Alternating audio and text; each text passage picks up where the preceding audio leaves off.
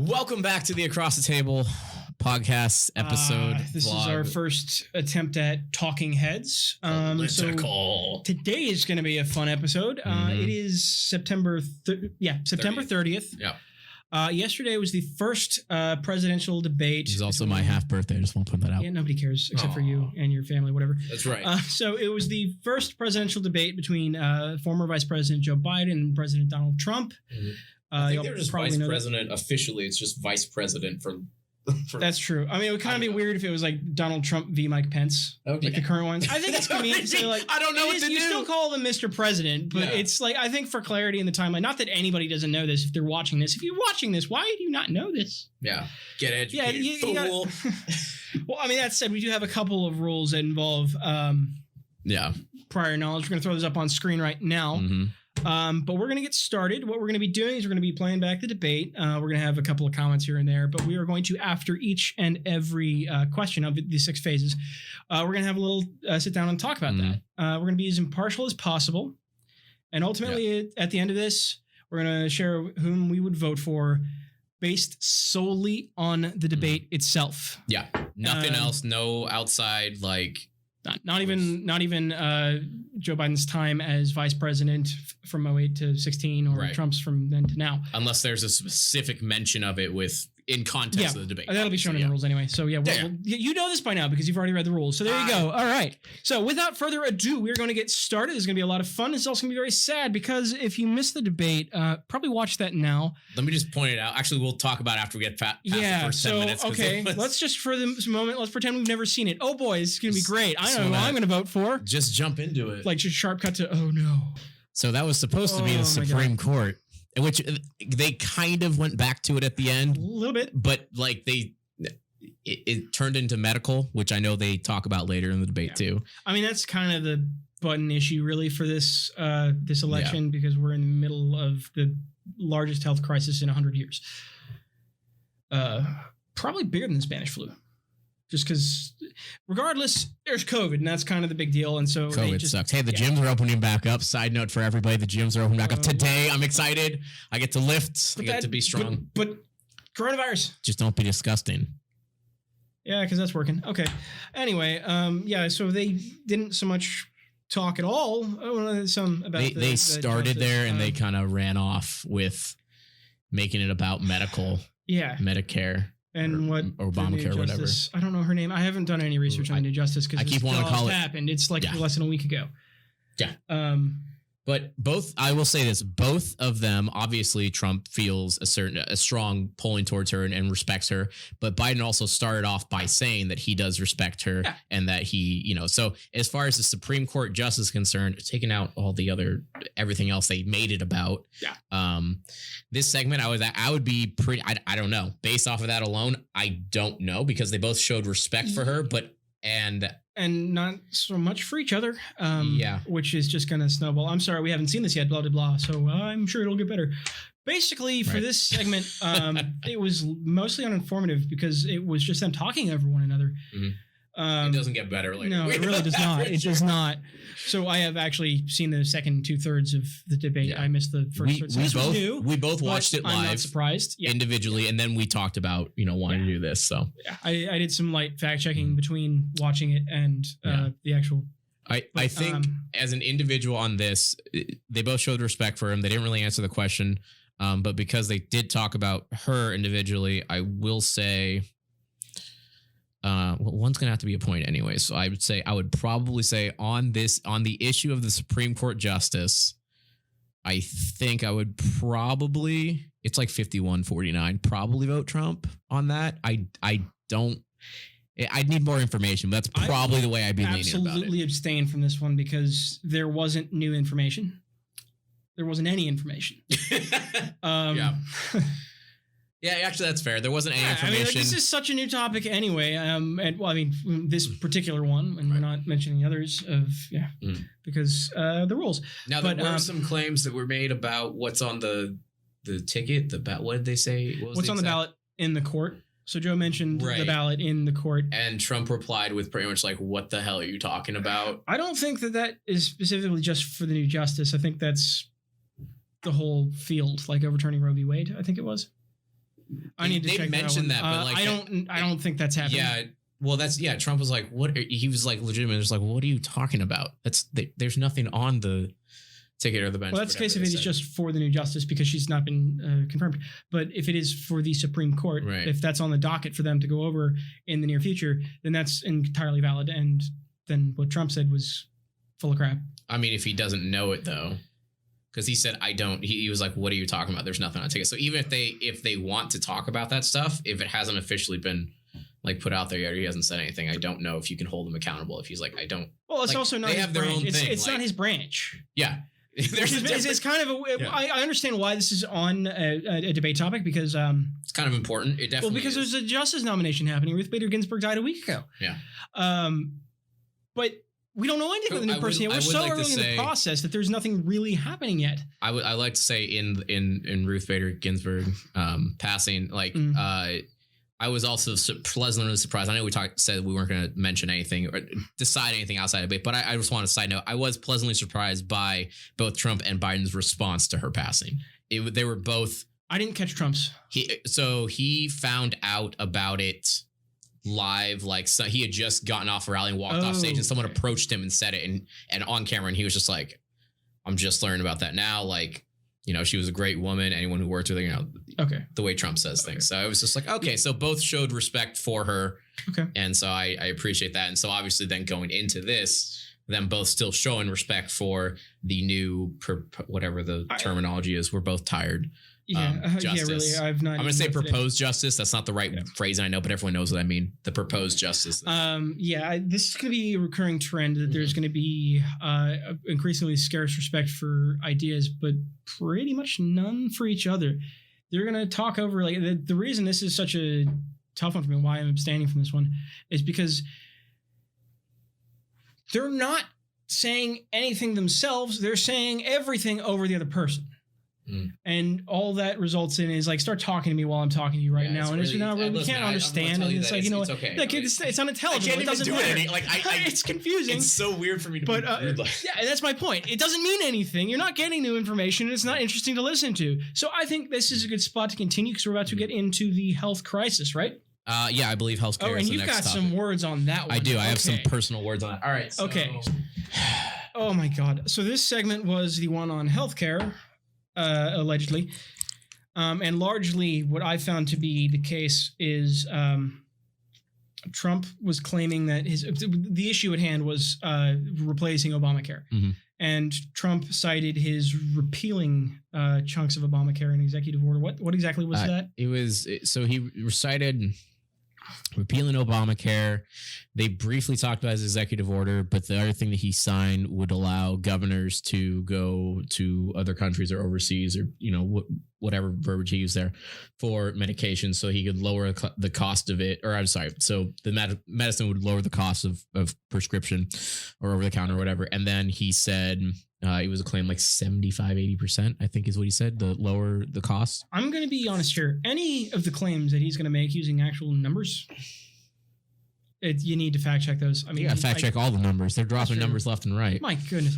Well, yeah, that's genuinely the case. Getting more numbers than I would. I don't know what the 70-80% thing is coming from, but I believe that he failed. You could give him the benefit of the doubt and say he misunderstood the question, but the question was, do you have a plan? Have you put forward a plan to replace Obamacare? He is not. I think it was kind of answered only in we repealed it and the governors can do this now. Yes, but I don't see that as a suitable Obamacare with Trump care. That's non-existent. But that's not that plan doesn't exist. I think that was the point, though. Okay, to take away to get rid of these. I'm going to call it socialized, but you know what I mean. Take that off the table because, as I have personally found out, as someone with type 1 diabetes for over 2 decades, it's impossible to get healthcare coverage, and that is with Obamacare. And that's last year me making $25,000. I made too much money to get healthcare coverage in California. California's healthcare, which is very much aligned with Obamacare by my understanding. Please fact check me on that. Well, I've never had the documents up to back to back. I mean, mine, they're thousands of pages, but it's way too much. But it's very much barrel. In my experience, says talk to B, says talk to C, says talk to D, go talk to A. And it's as someone who is a taxpaying web of inefficiency. I would much rather web page pops up, says, hey, choose your plan, put in your credit card information, boom, you got coverage for these things. It would make everything so much easier as somebody who, who makes less than $30,000 a year, as we said, 25,000. I would prefer that. I would prefer being able to say that, because all I need is, I would like to go through Kaiser, because it would keep my doctors that I've had all my life. I need insulin, and that's pretty much it. Because insulin's a big one. I mean, what's the market on that now?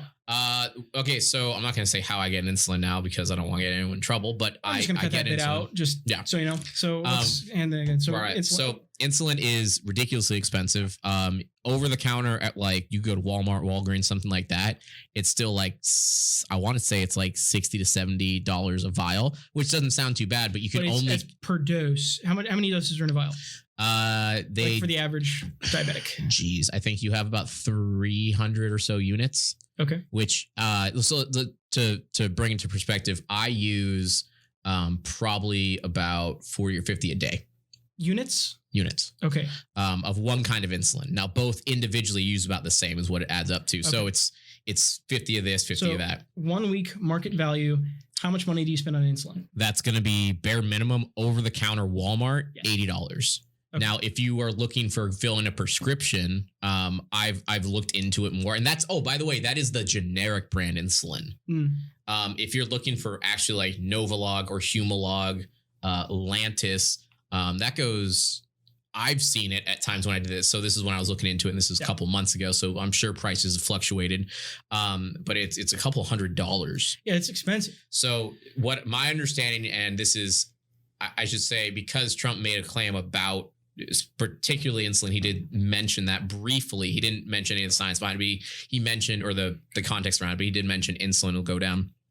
Or he's about to, one of those two. I remember it in the debate somewhere. Okay. Did he back that up with how? So he did claim that because governors can choose to go overseas for these things and medical supplies, that it would, trade, blah, blah, blah, economics, blah, blah, blah.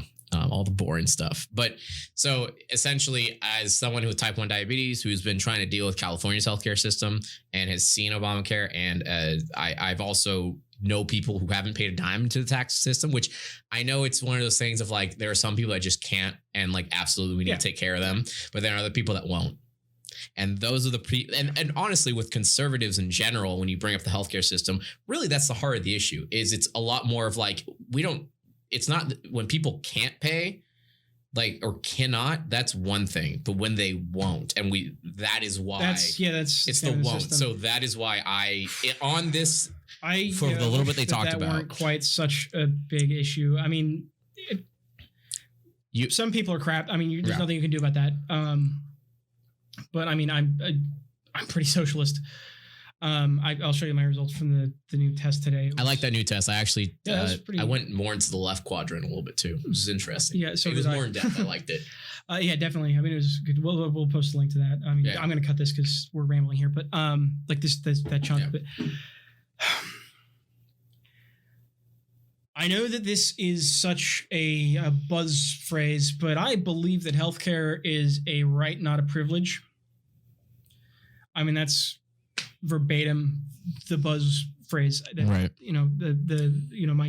group tends to use. Mm-hmm. You shouldn't have to pay, but you shouldn't be turned away. But also, you do have to recognize that there is only so much that there are only so many medical professionals, and you don't have a right to demand that they pick you over somebody else, or to use that. And when you look at Canada and you look at these other systems and you ask people who live there, it's they do have extremely long waits for some of these things that they have to go to, that honestly, and it's hard because on one hand, it's I want people to be healthy. I want them to be taken care of. On the other hand, the reality of the current everything is the wait time that you would have to wait and the money that would be pumped in that system anyway, which I don't know, really reallocate funds from, because I don't think we should pay more taxes. I think it's freaking stupid, which they get to later, luckily. That's the thing. Yeah. Well, I mean, you can probably guess my demographic is pretty clean cut.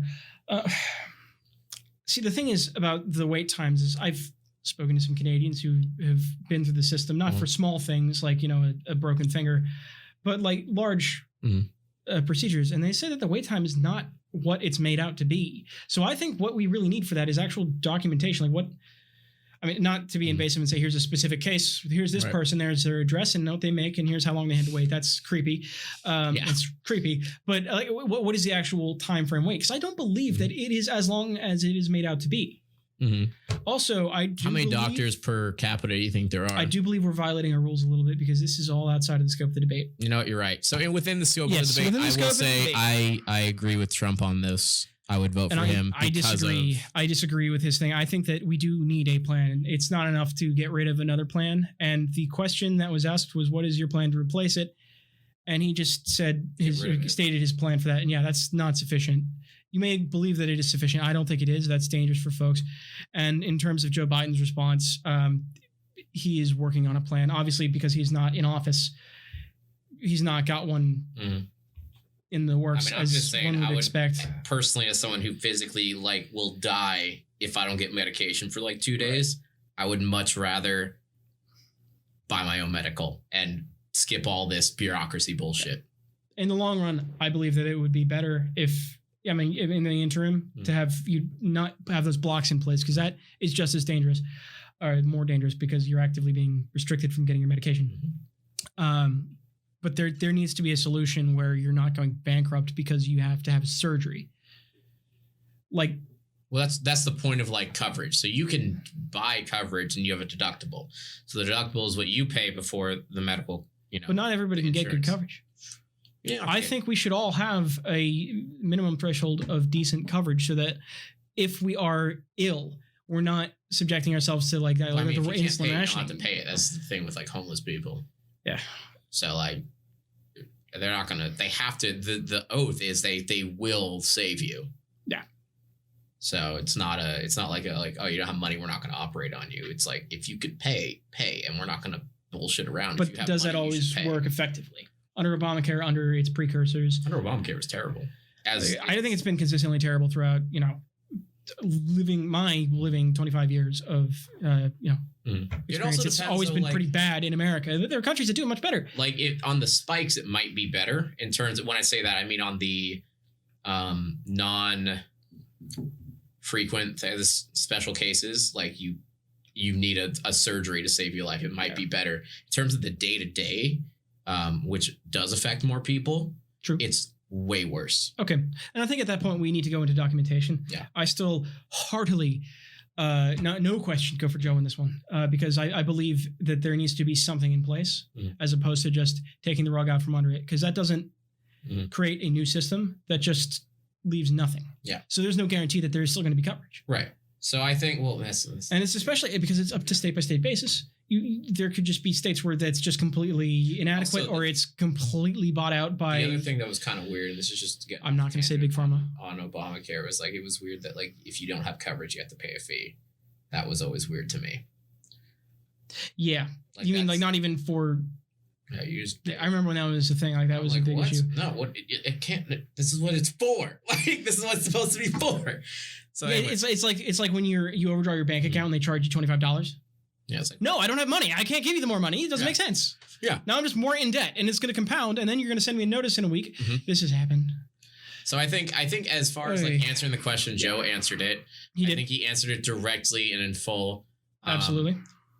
So far on the scale of looking at things more from an overview, I would probably go for Trump. I think if I was just looking at the debate and said, okay, you answered the question, you more directly answer the question, and you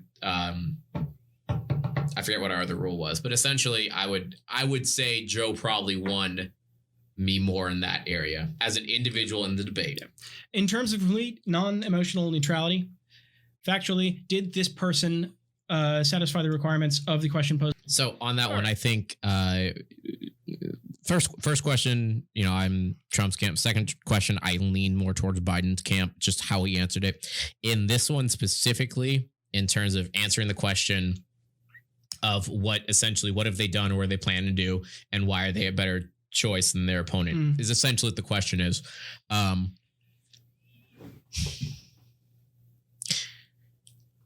I honestly, like, Biden didn't give me a lot of anything to stand on. He didn't it was just kind of like neither of them did. I mean, a lot of it was just Trump was saying like, you Biden couldn't do what I did. You don't have the guts. That was like the last like little bit though, because he did talk about how, you know, what they did. He did talk about making the ventilators and all that stuff. He did talk about getting wanting to shut down earlier the borders and whatnot. And for whatever reason that was, he did want to have tighter borders. And he was like, if this had happened, we would have been able to save some people.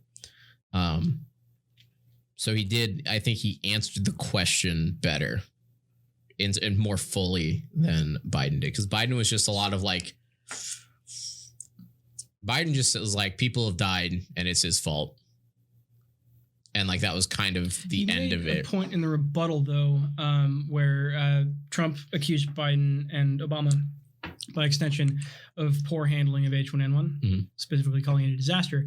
Whereas the response to that in question was much, much faster. But there also, in fairness of that context too, there has been a fair amount of pushback from Congress and the Senate on the legislative branch on a lot of the actions that Trump did want to did want to put in place. So I don't know how much of it is like actually him just not doing something versus him being slowed down in the process of doing something. And so that's one of those things of like, you get into the politics of it. You get into the politics of it and it's like, I don't know. It's like, if I'm looking at just like, did it happen under his watch? It's like, technically that checks the box. Yeah, you can't like, really fault the the current sitting president as, at fault for a global pandemic. It's more how they handle it. How dare you, global pandemic? Yeah, damn it, Trump! Why do you do this to 2 million people? Damn it, Trump! But it's how they handle it. And given the incidents that are mentioned in terms of this debate, Trump's and again, I don't know how much of that was stalling, but in legislative branch versus executive branch, right? But going off of the mention of the H1N1, I would say that historically, Biden has shown a quicker response. However, the scale of that was much smaller. Right.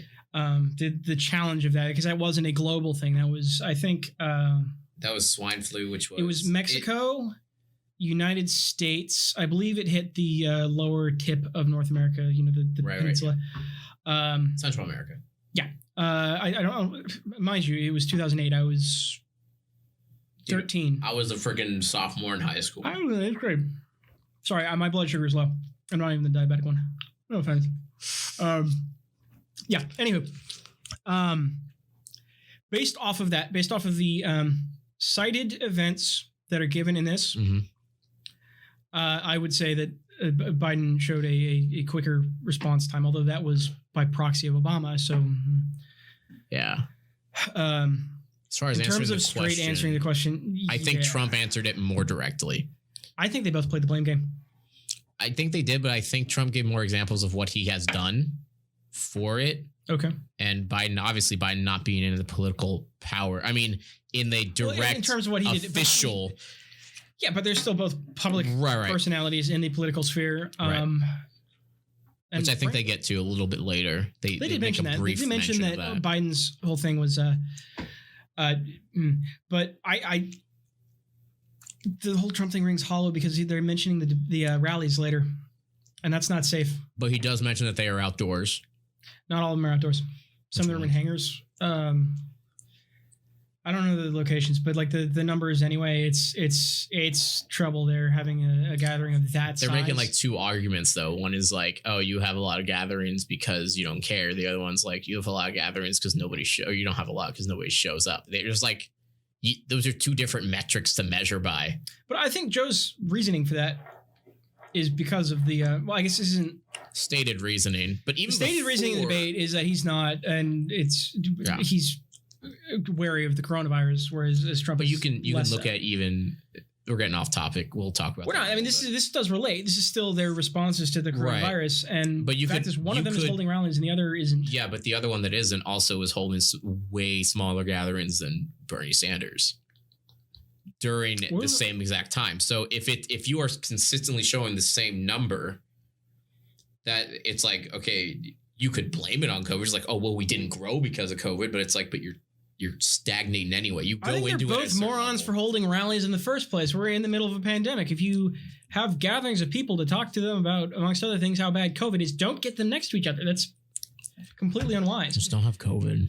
Just don't have it. Just work it out. Yeah, I mean, there are a lot of businesses that, you have to submit a negative coronavirus test in order to do the event. Yeah, that day. Like, I know when I go to work, I gotta fill out that thing every day and say, I don't have corona. I don't have any symptoms of corona. All right, cool. Did you get her on the job? No. Sweet. Right. Go home. So I think in both of them, it's a failure because Joe, he wasn't for closing the economy now. I mean, he's come back from that. I think both of them are doing better, as one would expect, in response to corona now than they were at the beginning. I think this debate's really just them feeling each other out. I was thinking about it. I was feeling them each other out with brass knuckles. Yeah. Like they're with fists in the face. Yeah, exactly. And then there's like the shut up man or what is it the moderator says later is like you and your campaign, Mr. Trump, agreed 2 minutes uninterrupted. Will you now please?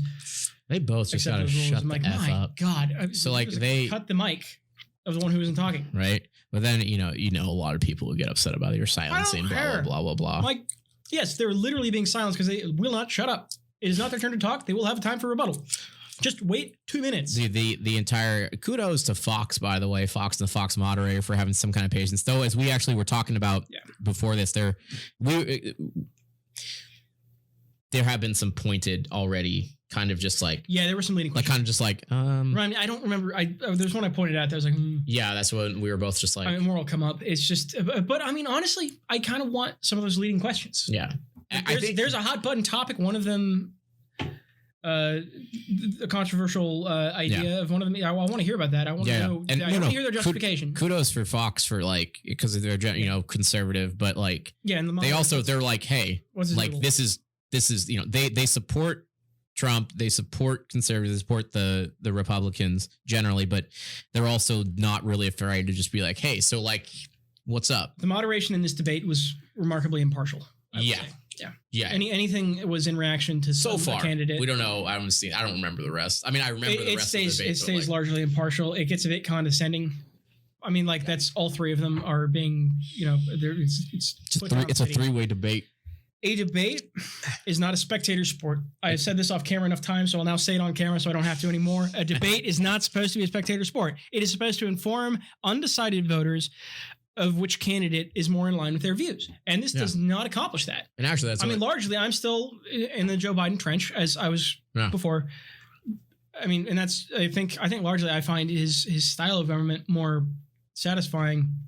And there's also another issue that's about to come up, which we'll talk in the next segment. So I know there have been, so we just got done talking about, I guess, more COVID and masks. It seems to be like pretty. We're gonna focus on the mask part of it because I'm not exactly sure like the rest of like what. So this is where we start to diverge from order and reason. Yeah. Things are getting more and more chaotic, and that's just going to continue. I'm sorry, I've got this. No, Apple thing stuck in my teeth. Weird. This isn't a question that's like. This is a hard. It's a question-ish because it's like, what exactly is the? Is it the question was? Do masks work? Right. That was the question. Mm-hmm. I don't. See.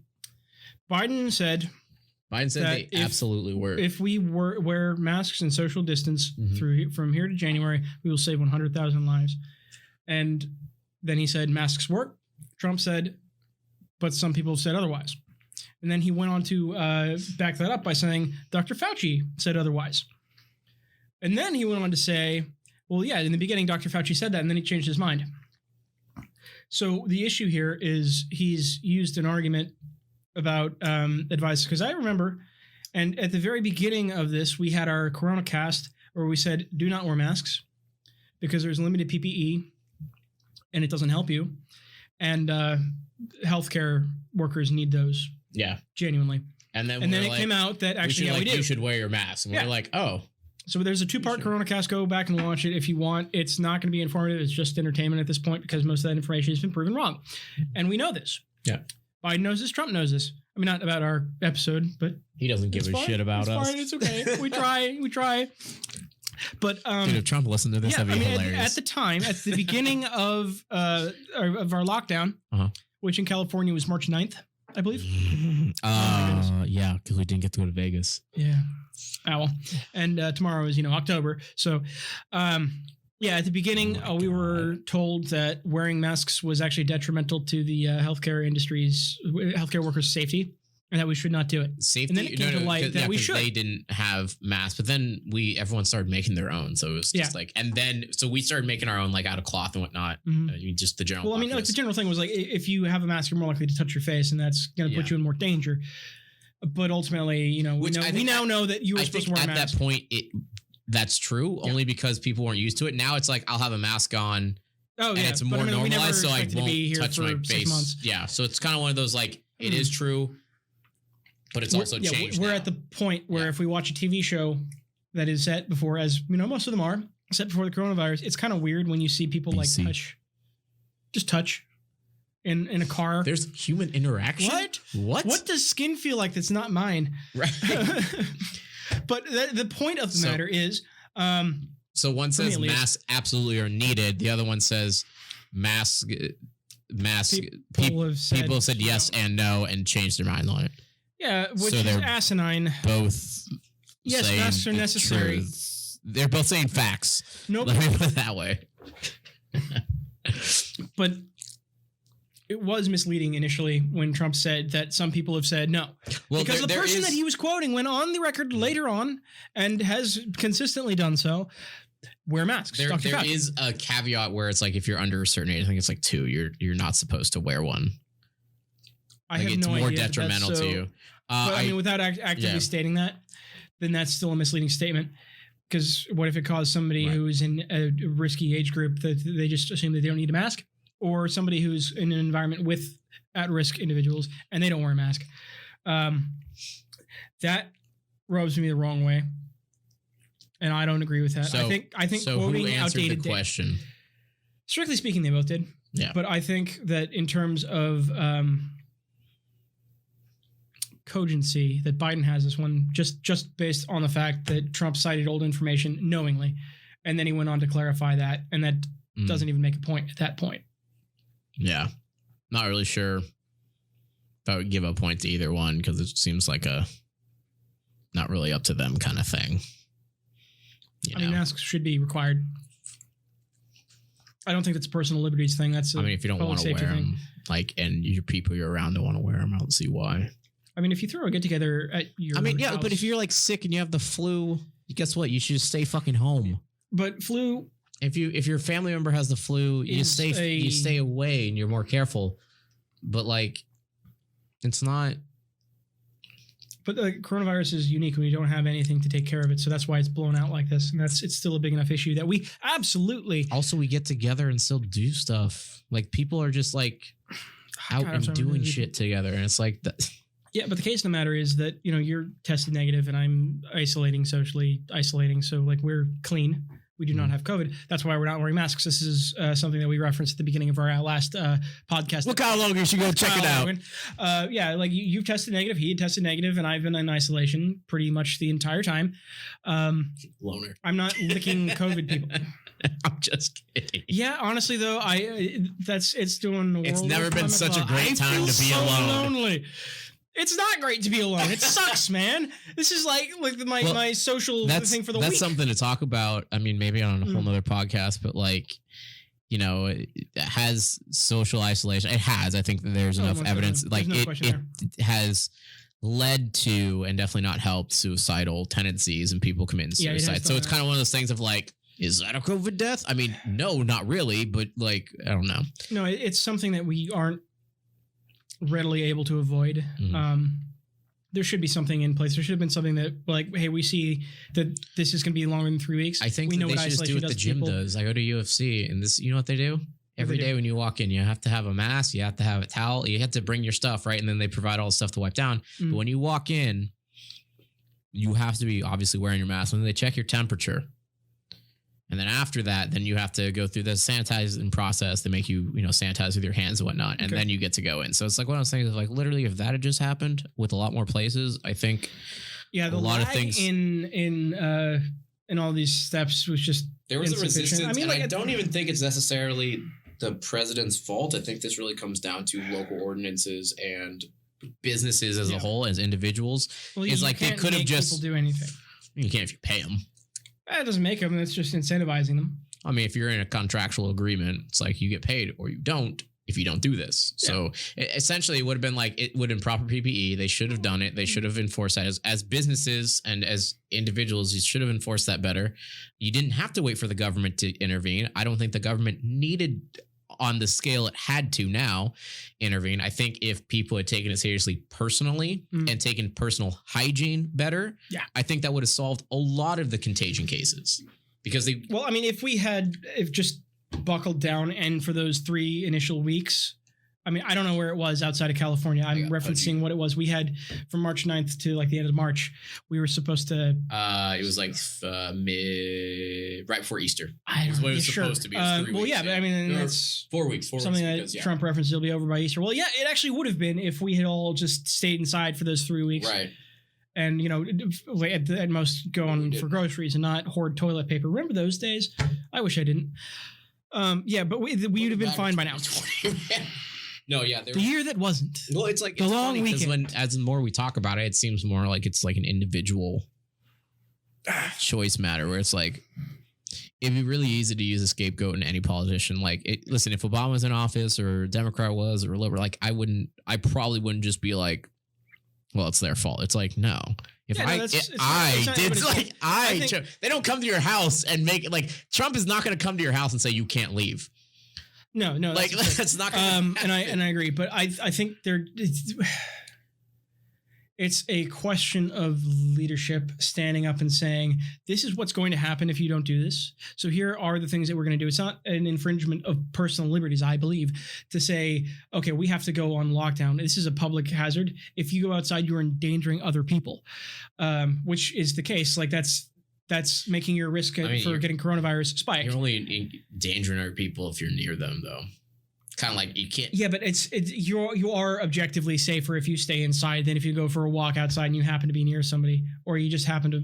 Because like most people, when they're walking around outside, they've got their masks, and like when I'm out and about, because there's a like Lime Ridge, it's a bluff. Just yeah. Anyway, there's a bluff. It's a nice trail. Big rolling hills, and I go out there every once in a while with my dad, and it's like a hike or a run or something. Yeah. Lately we've been flying the drone. Sorry, I'm that guy. I bought my dad a drone for Christmas. I think this year. Last year, I remember because you referenced it for White Savior, like we can get some drone shots. Well, now we definitely can because we apparently have 2. We can have a drone battle. No, mine is made of tissue paper. It broke when I don't know. I just like watched this. I think it's called Alive. There's a zombie movie that the guy uses a drone. And it's actually pretty cool. I mean, yeah, you can get some good shots of that. But let's get back on topic. Sorry, where was I? God. Yeah, mask like going outside. So like you don't need to wear a mask if you're in an open field and there's nobody around you. I always keep it in my pocket or on my ears and like that little neck strap thing. Makes it look like a neck beard, but white or whatever color your thing. White neck beard. Well, I mean they are white anyway, but Yeah. Oh God, was that racist? Was that racist? All right. Anyway. But yeah, I always have that. Not necessarily. I usually keep it in my pocket. I'm like a ninja. So masks are important is what we're getting at. Yeah, like I always put that on. Like I understand if you're not wearing it 100% of the time you're outside, but it's to have it on hand and cover your face if you are like if you see something coming and they're like half a mile away, mask up. Yeah. It's not hard and you're not in any more or less danger when half a mile. When in doubt, I just defer to my friends in the medical field and I'm like, hey.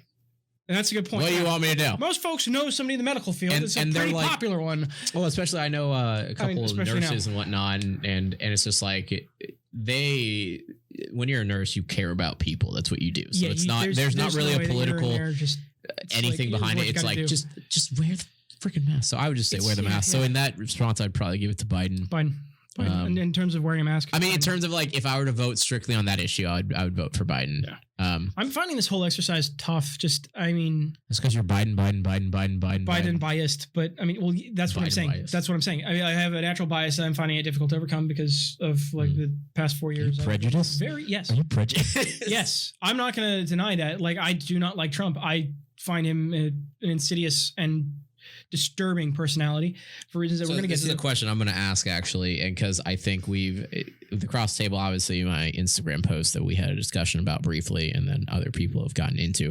This is my question for a lot of people. Anyone with any political anything different than mine, different than Dylan's, different than anyone else. Absolutely. And essentially you're just being a about it. I'm going to bleep that. What? I'm going to bleep that in post. You could put it in there. I don't care. Actually, I think that's fine. It's just if you drop an F, you gotta know. Yeah, right. I'm really trying to filter myself. We're not gonna get monetized anyway. But what? Who cares? So let's say we're having this discussion. Yeah. We are. We're having an open discussion. We're friends. We're not complete jerks to each other. Convince me to want to be on your side is essentially what these discussions are about. And not talking to you, I'm talking to anyone. But like, exactly. You need to convince me that the candidate or person that you are backing has the same value and would encourage the values that I value. Mm-hmm. And therefore it is the more in line with my values than my current one. And just saying, well, your candidate is mean and this and that. It's like, all right. I acknowledge that my prejudices, but it's not like they're out of nowhere. But for the sake of this exercise, we're not going into those. Right. I would say what would probably be an easier test of this to do yourself is to say, forget everything you know about your candidate, whom you're voting for, and then watch that debate and see how much they reaffirm that belief. And right now, I'm not exactly impressed by Joe Biden. I would write it down. Yeah, there is one thing that Joe says later that I am hard Joe on. Absolutely. Well, there's one definitely at the very end. There's one that I'm just like, Joe, you got me on that. I appreciate that answer, and you would get my vote on that. I think we're thinking of the same one, but we'll find out in a bit. But yes, so really quick before we get going for the next segment here. Mm-hmm. Do that.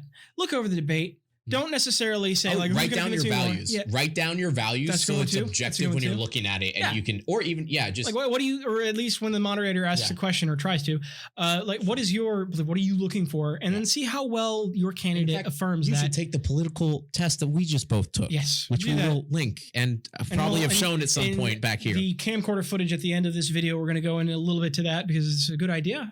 We both took. I took mine today. I think you were yesterday. Yeah, I took mine 2 days ago. It was nice. It was a longer test, but it was nice. Like it wasn't too long. We'll get more into that later. We just have to be conscious of the battery on my camera. So okay, so we're scrubbing forward to the end of the debate. We're running low on battery. We want to make sure we cover all these topics. Got my little list here. So let us begin with law and order. That was a big topic that was broached there, and you had some interesting thoughts on Biden's response to Trump's question. Do you support law and order? I believe that was what it was. Yeah. He directly asked Biden, do you support law and order? And Biden said, yeah. And then he condemned violent protests, which I think is definitely admirable. And I think, honestly, both candidates obviously feel strongly about regardless of circumstance. And this is historically not viable. You can look at this in any instance. Violent protests give the oppressor a right to clench their fist a little bit tighter. So in terms of protest, it is ineffective. I was talking to my friend Sean, and Sean's an African American. He's I'm gonna say he's blacker than me. Just he's darker than me. We actually work out together. He's a great guy. We have different political views. We've been talking about police brutality. You're a right-wing individual in California. That's not exactly the rarest thing for you. Right. We're kind of a blue state. I don't know if you noticed. Just a little bit. A little bit of purple going on. Hey, man, I had Republican friends in high school. Where's my collage of Republicans? But we were talking about it, and I asked him, I think one of the important questions is when we're talking about race and talking about privilege and that idea, because we were talking about that stuff. And one of the questions I brought up was, okay, let's say for all intents and purposes, we had a bunch of conversations in this, so whatever, I don't really care what anyone thinks at this point, but I was kind of like, okay, let's say for all intents and purposes, I'm like, clean slate, that there's absolutely privilege, this is what it looks like, this is what it is. What's the solution? I just asked him, and he gave me a very response I wasn't really expecting, but I think it's, from a black man to another black man who's inquiring about this. And we've actually gone back and forth on a lot of things, but he said education. It wasn't compensation. It wasn't up in arms or change of regimes. It was education. Mm-hmm. That you need to be educated about the profile of the past, and you need to be educated about all the facts to come up with the truth, to understand and discover the truth, not just some of the facts or the slanted facts, but all of them. That's what editing is. You show what you want people to then believe. Right. And but that you really understand and you do your due diligence and help education. I think obviously as we dove into that a little bit more, we began talking about like, okay, what does that look like? What does it mean? Really, essentially, it just comes down to investing more in the schools and in the school system and teaching and all those things, which I think everybody can agree on. Like teachers need more money. Oh my goodness! So you can get quality teachers. So you can get quality education. Moms are both kindergarten teachers specifically, and I mean. Yeah, I'm sure. Sorry, I'm just messing with stuff. Headphone alert. Hey guys. Anyway, they've had to buy their own supplies. Or at least mine is in a completely different district, different county, and everything. But like she's had to buy her own supplies for like 15 years or something. Yeah, they have like such a low budget. And my mom's in Mount Diablo, and she's been on the podcast before in the early days. Phase 1. I think that was episode 2. Yeah, that was we're calling that phase 1, and this is phase 2 where we're starting to graze the political things. But there we go. Yeah. In phase 1, she was on the podcast, and so you got to hear just her story and a lot of those things and her views on early COVID. But yeah, I mean, they our first episode was it was put up a little over a week before lockdown. Yeah. So coronavirus was already a thing. Damn. Sager Moore, which we got to have him back on. Yep. But it's very much like they pay for their own supplies. They do a thing, and almost regardless of any district, any whatever. So it's one of those things of like, if we could educate people better, not just like with the facts, but like truly educate them and teach them about the past in a non-slanted view of things. Because I think it's very easy to look at the past, and if you're a little bit more right wing. I shouldn't say a little bit more. If you're far right wing, you look at it and you're like, America's always been great, this and that. And if you're generally speaking, of course, way more on the left spectrum, kind of that thinking, it's very much, well, America sucks ass and it always has. Honestly, America's never been perfect. Any empire ever has done that. This is American empire. I mean, like, what it is. It is. But America, on the ideals of America, has always been founded on the idea of progress, not perfection. And that is what I appreciate about it. But yeah, I mean, it's not, how will I put this in a way that George Orwell will appreciate just linguistically, not 1984, but like on the politics of language. Like, don't use double negatives. So don't not use double negatives. I'm going to hit you with my righteous fist of left-handedness. You're going to beat me? A white man's going to beat a black guy on camera? I am a card-carrying member of the NAACP. You're still white! That's true. That's true. So that's so like I have to send my card back. I'm like, sorry guys, rejected. Oh, okay. What was I gonna say? It doesn't revoke your ability to be patriotic to say that America has made some really phenomenal, grotesque mistakes in the past, that there have been atrocities that have been committed in this country by this country. Those are separate and together thoughts. We have to understand that there is that soil from which we can make something better grow. Yeah. Like and that's sometimes you need compost sometimes to make it better, which is like you deal with it, you plant it, and you're like, this soil's okay. Well, we could be good. We could be good. But first, let's like do the Trail of Tears. That'll make it so we can really be good. No. Well, I mean, I get your point. I get your point. Like, there were some horrible things that we've done historically. There are also some great things too. And it's just, you got to remember that balance. You got to keep a goal in mind. Like, what is the America that you want to make? And that's why you need to vote. That's why you are complicit in the worst parts and not responsible for the best parts. If you just lay on the sidelines, say, I don't really care. I just remembered what one of the other things they talked about was. Then let's start with that one. I think this is a perfect segue. They talked about mail-in votes. Oh, that was a weird one. That was weird because it was just how do you feel about it? We've pretty consistently had mail-in ballots. I mean, I usually go to the polling places. I mean, I've missed one election, and that was the mayoral election for my town. since I turned 18. And the reason I missed that was because I was up way too late, and then I had work the next day, and I got off at 4, and the polls were about to close, and like something I was like, I don't care. It's the mayor. I should have done it because that's strongly I believe that you need to vote, but I missed that one. That's my bad. And I'm proud to say that I am 25. I have been voting for 7 years, and I have not missed a single. I have missed a single election. You're gonna vote for me next election. I mean, after 2028, baby. 20, oh yeah. This is my campaign. You're not quite there. Yeah, my campaign motto is cut the crap. Gotta like spice it up, man. I'm telling you, this is my platform, all right? Term limits for Congress. That's one of the... Term limits for anything that is on the top of the government tier. I don't think you should have a seat on the Supreme Court for life. I don't think you should have like 10 consecutive terms. How long is a term in the Senate? It's 6 years. 6 years, and then you can just do it forever. Yeah, Career politicians, so that would be 6 years. I don't think we're bringing in term limits. Years, but like, yeah, absolutely. I mean... There are a couple other, like 2 other running points I had, but I gotta be honest, I don't remember them. Because it's 6 o'clock and I'm hungry. That's fair. Yeah, it's just you gotta. It's generally in an election, the incumbent takes that election. So if you have that many, like a no term limits on Senate, you don't get any new ideas. You're not actually reflecting the will of the people, so to speak. I mean, you kind of are, but it's just you got to keep things moving, and also not end up with the very same generation representing absolutely everybody, which isn't entirely the case. It's just there are a lot of old white folks. Yeah, well, I mean, yeah, because they're dying. Like it is, but I mean they're old, man. They're dying out and they're getting replaced by young people because that's how time works. Linear time works that way. Like it necessarily needs to be young. No, I'm not saying young. It's just like if it's the same person since the 70s, Warren Hatch. No. Okay, listen. If you are in, this is my philosophy behind the whole term limit thing. One, besides the fact that you're leeching off of taxpayers for life. Kyle, while I check my battery. Okay. The other thing is like, honestly, like if nothing happens while you are in Congress for years and years and years and term, yeah, you don't deserve. Whose fault is that? You don't deserve That's that. That's your fault. Get the. You're the longest serving member of Congress and nothing's happened. Well, I mean, get off the tube thing. I just like made a. I mean, I don't know. I don't know what the hell I'm doing. I'm trying to conjure the idea of some old dude in a wheelchair full of tubes.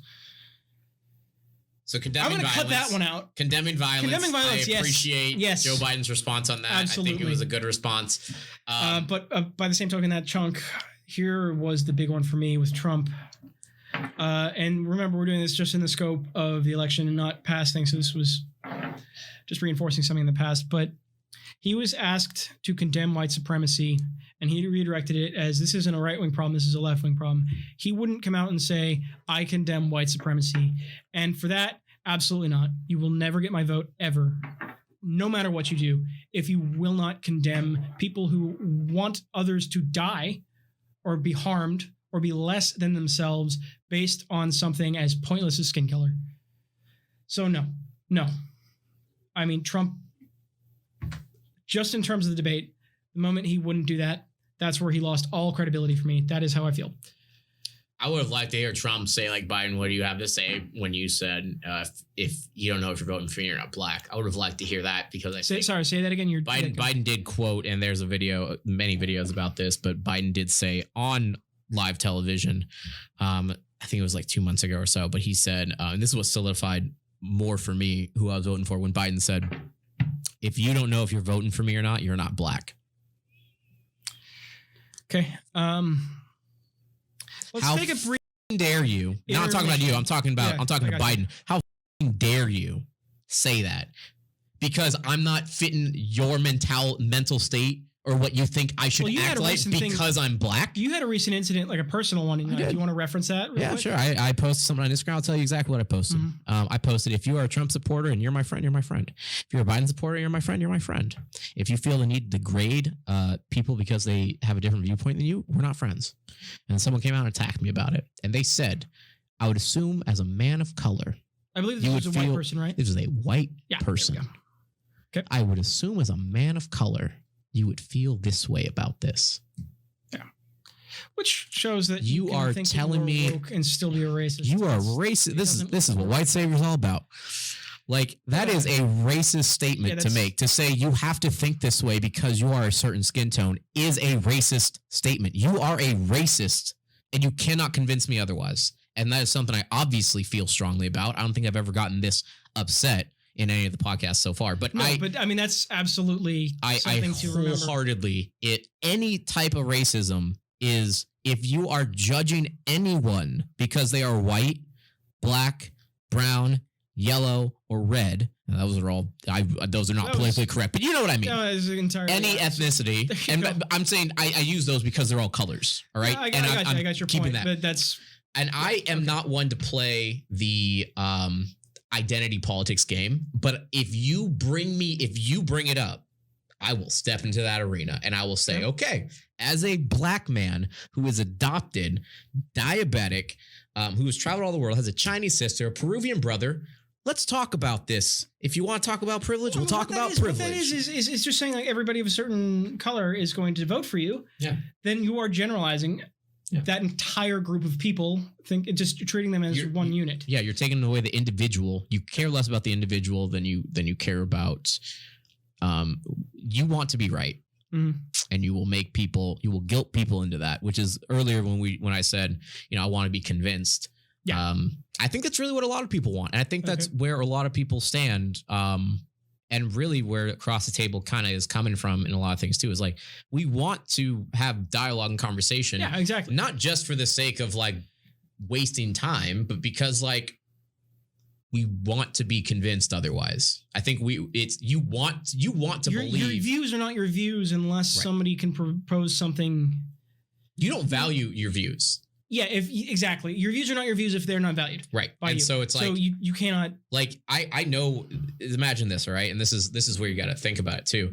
For Biden, there are obviously some points he said where I'm like, okay, I like that answer better. I like the way you said that better. Yeah. I appreciate that. That's because it's a value of mine. It's not determined by a candidate political Exactly. party. That's just part of If Trump came out and said those exact same things, the exact same way as Biden, and Biden had said things Trump said, would you, and not talking about you, but just whoever the audience is, would you condemn Biden and say, good job, Trump?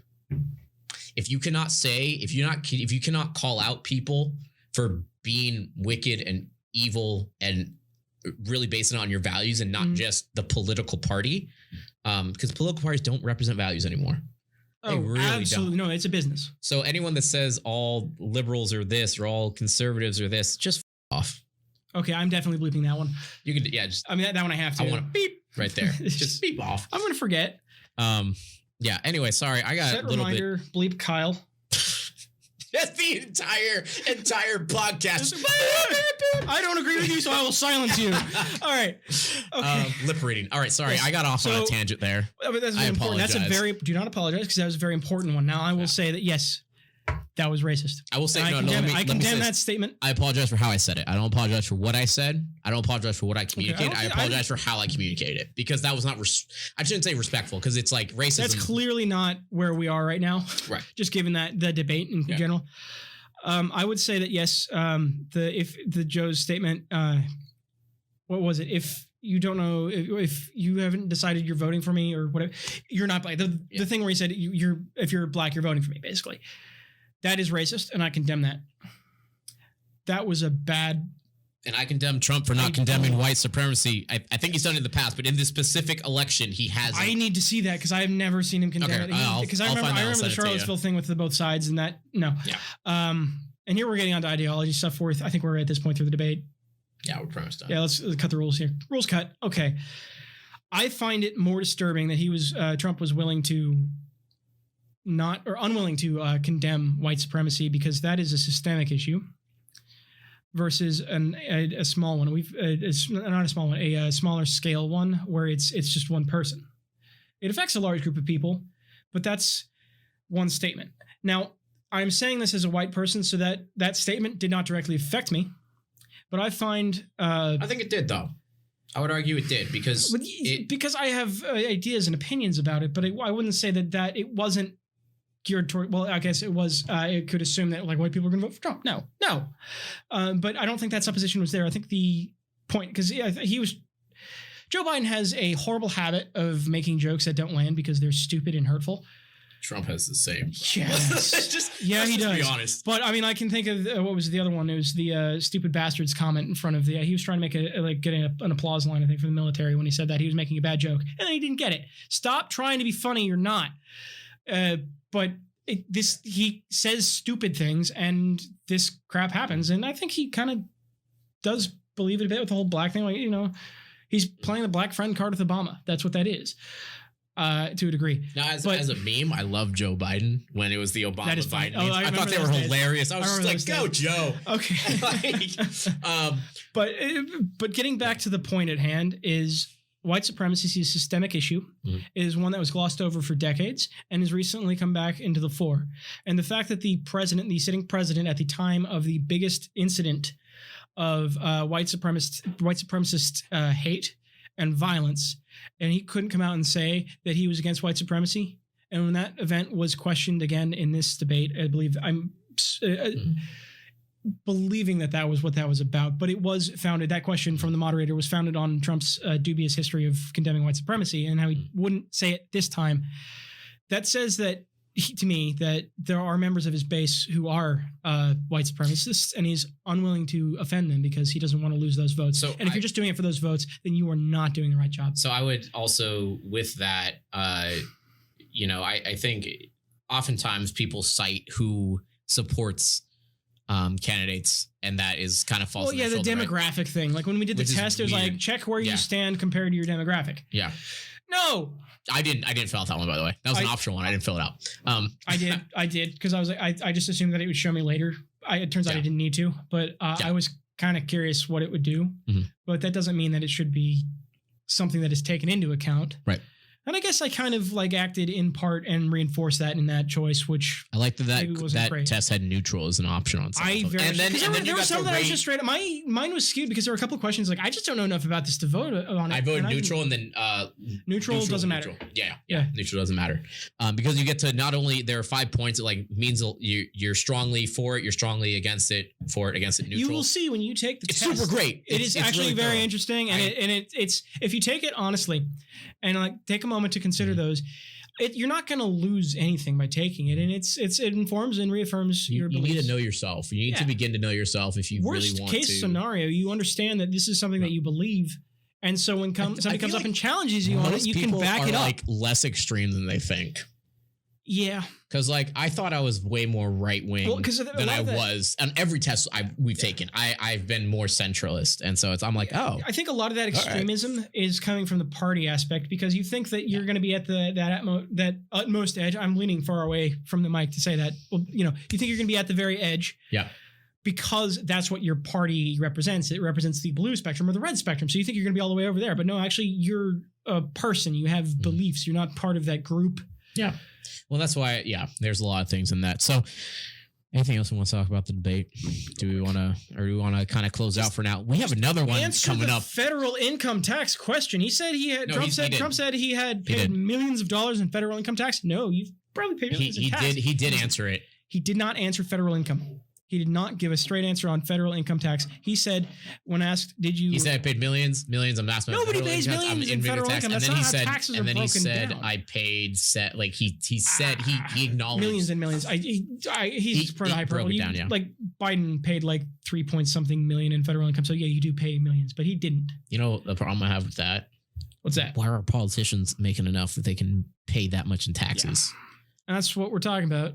Politics is a business, not a belief anymore. I'm going to check my battery one more time while you start up our... Actually, just hold for a second. No, we're good. All right. I think it's good to close this out. Real quick, check my list. Because we have a whole other debate that's coming up next month. Yes. That we will cover the day after, kind of like this.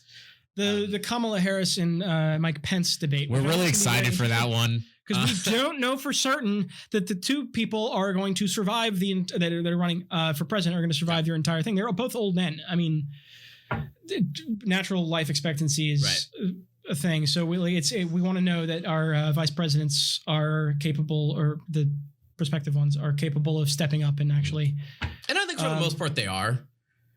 I think overall, like they're both smarter than the people that they're under. Outwardly so, yeah. That's fair.